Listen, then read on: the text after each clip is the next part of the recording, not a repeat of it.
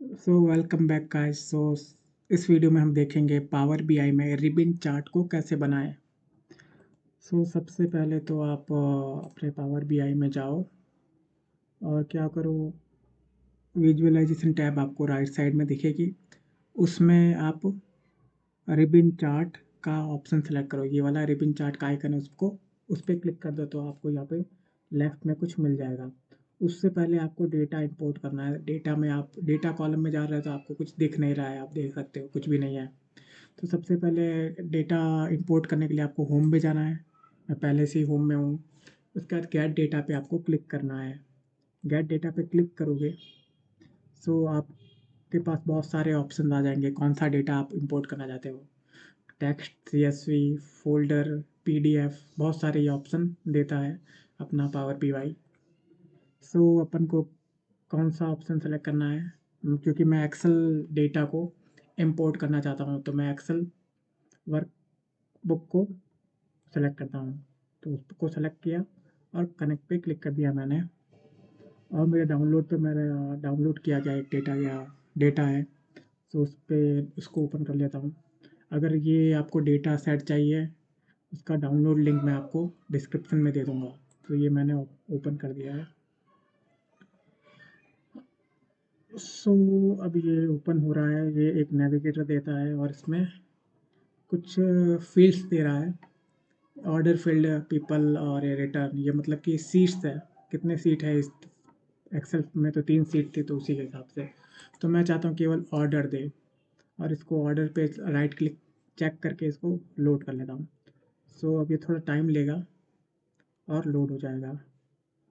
सो मतलब ये pre processing करता है, थोड़ी बहुत कैलकुलेशन भी करता है कि सारे न्यूमेरिकल जो कॉलम्स थे उनको ऐड कर लो, और बहुत सारी चीज़ें कर लेता है ये। तो इतने से टाइम में इसने बहुत सारी चीज़ें परफॉर्म कर ली है। सो आपको जैसे कि रिबन चार्ट आपको प्लॉट करना था, तो रिबन पे आपने क्लिक पहले से किया हुआ है तो मैंने क्लिक कर दिया। और आपको चाहिए कि आप किसका एक्सिस किसका चाहते हो। मैं बोलता हूँ कि एक्स एक्सिस पे आप मुझे दे दो मार्केट, दे दो एक्स एक्सिस पे मार्केट दे दो, और वाई एक्सिस पे प्रॉफिट दे दो, मुझे प्रॉफिट दे दो वाई एक्सिस पे। ठीक है, प्रॉफिट वाई एक्सिस पे दे दो। और लीजेंड क्या दे दो, लीजेंड दे दो आप मुझे कंट्री वाइज दे दो, या सेल्स और भी कुछ देखते हैं। कोई और चीज़ है क्या, छोटी सी चीज़, सिटी कंट्री बड़ी है, डिस्काउंट बड़ा है, मतलब वैल्यू इनकी कम हो। सब कैटेगरी, चलो सब कैटेगरी दे देता है। तो ये आपका देख सकते हैं कि ये कुछ रिबन्स आ गए, सब कैटेगरी के रिबन्स। तो जो जिसके भी आपको रिबन चाहिए तो वो उस लीजेंड में डालोगे। तो ये देखते हो, आप देख सकते हो ये रिबन किसका है, ब्लू वाला रिबन है। आप क्लिक करो, ये ब्लू रिबन आ गया, देखो blue ribbon. Blue ribbon book case का रिबन है। तो इसको अपन रीड कैसे करेंगे, इस रिबन चार्ट को रीड कैसे करता है। तो इसमें असल में रैंकिंग भी दी गई होती है, मार्केट प्लेस और सम ऑफ प्रॉफिट की रैंकिंग दी गई होती है लीजेंड के रेस्पेक्ट में, है ना। तो लीजेंड क्या है, यहाँ पे अपना रिबन किसका बनाया है अपन ने, सब कैटेगरी का। तो ये सब कैटेगरी क्या है, बुक केसेस का है। तो जो यूरोप में है वो बुक केसेस का सेल्स का जो प्रॉफिट है, उसमें बुक केसेस का प्रॉफिट सबसे ज़्यादा हुआ, यानी फर्स्ट नंबर पे ये है यूरोप के लिए। और यहीं जो बुक प्रॉफिट का जो प्रॉफिट है, एशिया पैसिफिक में कितने नंबर पे हो जाता है, पहले दूसरे तीसरे नंबर पे। और यही बुक केसेस का प्रॉफिट आप यूएसए में जाके देखते हो तो लगभग ये लास्टवें नंबर पे हो जाता है। आपका ये रैंक भी बता दिया है, टेबल रैंक जैसे आपको ये नीचे बता रहा है, टेबल रैंक इक्वल टू 17। तो 17 नंबर पे आ जाता है। अब आगे जाते हैं तो आप देखते हो ये बुक केस का रैंक कितने नंबर पे आ जाता है। बुक केसेस का रैंक यहाँ बता नहीं रहा है, लेकिन कुछ तो रैंक तो है ही। तो ये यहाँ पे चेक करते हैं बुक केसेस का रैंक, इधर थोड़ा ये बुक केसेस का रैंक, LATM का बुक केसेस का रैंक क्या है, 6ठे नंबर पे है। अब आगे जाओ तो ये ऐसे कुछ बता देता है कि ये सब रैंकिंग है। तो ये होता है रिबन चार्ट, लेकिन ये थोड़ा अच्छा नहीं लग रहा है। मैं रिबन किसका चाहता हूँ, मैं रिबन चाहता हूँ मार्केट प्लेसेस का रिबन रिबन चाहता हूँ, और मैं चाहता हूँ एक्स एक्सिस पे ईयर्स हो, है ना, कि ईयर वाइज कौन सा मार्केट प्लेस कौन से नंबर पे था, वो चाहता हूँ मैं। तो मैं क्या करता हूँ, ये जो मार्केट है, मार्क सब कैटेगरी है, या एक्स एक्सिस पे मैं डेट चाहता हूँ, तो डेट में मैं यहाँ पे ऑर्डर डेट को यहाँ पे ले आता हूँ, और ये मार्केट को कैंसिल आउट कर देता हूँ, और ऑर्डर डेट को मैं ईयर वाइज कर लेता हूँ, है ना, ईयर वाइज। तो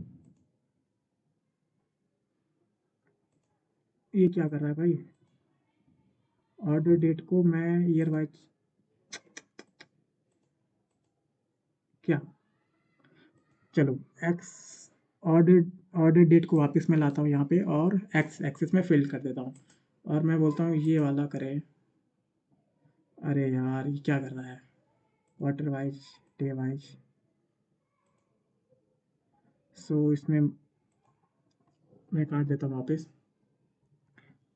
ऑर्डर डेट को मैं वापस लाता हूँ यहाँ पे, और ये पूछ रहा है कैसे, तो मैं क्वार्टर को हटाता हूँ, मंथ को हटाता हूँ, डे को हटाता हूँ, तो ये ईयर वाइज आ गया है ना, 2012, 2013, 2014, 2015, ऐसे कुछ आ गया है, रिबिन आ गया है। एक्स एक्सिस पे ये चाहता हूँ, वाई एक्सिस पे सही है सम ऑफ प्रॉफिट, और लीजेंड में रिबिन किसका चाहता हूँ, थोड़ा कम चाहता हूँ रिबिन, 17 वैल्यू, 17 पॉसिबल वैल्यू है सब कैटेगरी की, लेकिन मैं मार्केट प्लेस में कुछ कम वैल्यूज है, इसलिए मैं ये चाहता हूँ, तो मार्केट प्लेस डाल देता हूँ।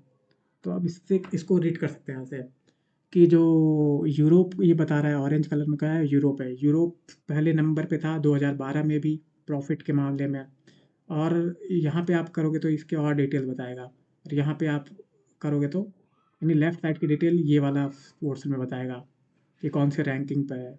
उसके बाद यहाँ पे करोगे तो उसका डेटा बताएगा, और यहाँ पे सारी मेटा डेटा अबाउट डेटा। तो ये यूरोप में 2013 भी यूरोप पहले नंबर पे था प्रॉफिट के मामले में, और ये हमेशा पहले नंबर पे रहा, और दूसरे नंबर पे ये हमेशा रहा, तीसरे नंबर पे हमेशा रहा, चौथे नंबर पे हमेशा रहा, पाँचवें नंबर पे हमेशा ये प्रॉफिट में रहा। तो प्रॉफिट की यहाँ पे मैं बात कर रहा था, मैं चाहता हूँ कुछ और प्रॉफिट की जगह वाई में कुछ और डालूँ मैं। तो चलो मैं क्वांटिटी डाल देता हूँ प्रॉफिट की जगह। तो आप देख सकते हो क्वांटिटी के मामले में सबसे पहले नंबर पे कौन रहा, ईयर 2012 में क्वांटिटी के मामले में सबसे पहले नंबर पे रहा एशिया पैसिफिक, सबसे पहले हमेशा पहले नंबर पे रहा। लेकिन जो ब्लू वाला कौन सा है, यूएससीए, 2012 में तो दूसरे नंबर पे था, लेकिन इसकी वैल्यू घटती, ये 2013 में कौन से नंबर पे आ गया, चौथे नंबर पे। फिर आगे जाते हैं, ये तीसरे नंबर पे आया, तीसरे नंबर पे आया, फिर आया, फिर ये कौन से नंबर पे आ गया, ये तीसरे नंबर पे ही आ गया, हाँ तीसरे नंबर पे एंड हो गया ये, 2000 इतना ही डेटा है, तो दो लास्ट में तीसरे नंबर पे एंड हुआ। और इसका देखते हैं, ये पहले तो चौथे नंबर से इसने स्टार्ट किया, चौथे नंबर पे कॉलम रैंक चेंज, एक नंबर, यानी इसने ये सारी चीज़ें डेटा बता रखी है, यहाँ पे होवर करेंगे तो डेटा बता देगा रैंक चेंज, मतलब कि एक रैंक चेंज हो रहा है इसका। अब एक रैंक चेंज होके, या और रैंक इसका इसका चौथा रैंक है, जैसे कि 1 2 3 4 चौथा रैंक है। अब एक रैंक चेंज हो रहा है यहाँ पे, ऊपर जा रहा है मतलब, अब ये तीसरे रैंक पे आ गया, है ना, तीसरे रैंक पे आ गया, चेंज हो के ये यहाँ पे तीसरे नंबर पे आ गया। और आगे जाते हैं, अब ये वापस रैंक एक चेंज हुआ, ये दूसरे नंबर पे आ गया। अब यहाँ पे दो रैंक नीचे वापस आ गया, और ये कौन से रैंक पे आ गया, दूसरे रैंक पे आ गया। तो ये होता है रिबन चार्ट। तो रिबन चार्ट आपको कैसे बनाना है, एक्स एक्सिस पे क्या रखना है, वाई एक्सिस पे क्या रखना है, लीजन में क्या रखना है, लीजन में वही चीज़ रखो जो रिबन है, और रिबन को आप अपने हिसाब से चुनो कि ठीक लगे, आप उनको कोई वैल्यू दिखे अपने, मतलब विजुलाइज, मतलब ऐसे ही नहीं कि कुछ भी विजुलाइज आप कर लोगे, विजुलाइज ऐसा हो कि उसका कुछ मीनिंग निकले, देखने में पता चल जाए कि हाँ कुछ हो रहा है, देखने पे बहुत सारी डिटेल जो देखने वाले को पता चले।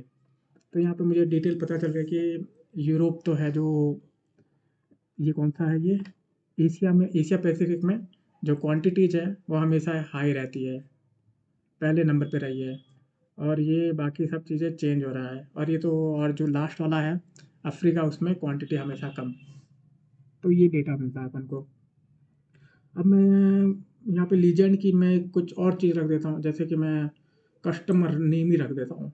अब आप ये देखोगे, अब ऐसा कुछ डेटा आ जाएगा, ऐसा कुछ विजुअलाइजेशन आप किसी को दोगे तो भाई वो बोलेगा भाई क्या कर रखा है तुमने, तो ऐसे मत करो, तो ये बात करने लग जाएगा।